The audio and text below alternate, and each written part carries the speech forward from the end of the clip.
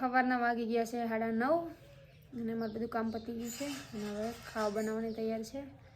તો આજે મારે બને છે અડબીના ભજીયા બનાવવાના છે. તો એના માટે પત્તા લાવ્યા છે અડબીના અને પત્તાની જે નસો છે નસો કાપવાનું કામ ચાલુ છે.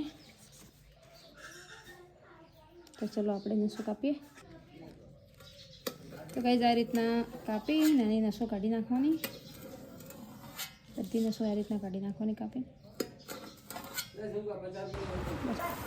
તો ગાઈઝ આપણે પહેલાં છોકરા માટે બટાકાના મોળા બનાવી નાખીએ અને હવે આપણા માટે બનાવીએ.